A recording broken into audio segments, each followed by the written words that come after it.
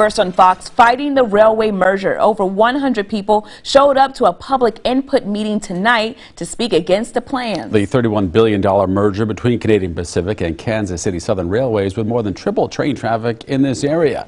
That's tonight's top story. The federal government's Surface Transportation Board will decide whether to approve the merger at the end of this month.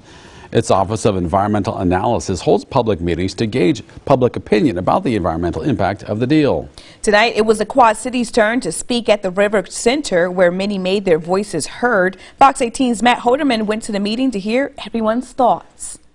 This plan is the Keystone Pipeline on wheels. In the Quad Cities' last-ditch effort to try stopping the Canadian Pacific Kansas City Southern Railway merger, over 100 people had arguments ready to go Tuesday night in front of Surface Transportation Board members who will vote on the merger later this month. You have the power to prevent it. Many had similar arguments, including Comanche residents and board members who think more train traffic means more congestion for vehicle traffic and more obstacles for emergency vehicles. A blockage of these crossings, which happens frequently already, results in delays of emergency services and residents' travel. A few days ago, an injured person in Bettendorf had been rescued by a boat from Moline when responders from Iowa could not get around to stop the train to administer aid. Should this merger go through, stories like this will become more and more frequent. Others had arguments about the product many of the trains would be carrying, crude oil. They suggested a train derailment and the disaster that would come with it become a greater possibility. To jump to 22 or more trains per day, many carrying flammable shale oil from Canada, will present a clear and present danger to the thousands of people who enjoy our riverfront. When one of these trains derails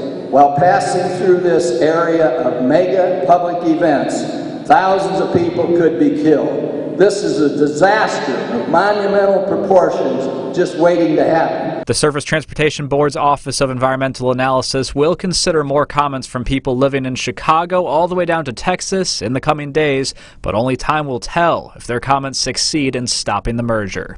Matt Holderman, Fox 18 News. You can still express your opinion about the merger if you couldn't make it to tonight's hearing. The board is accepting written and online comments until September 26th.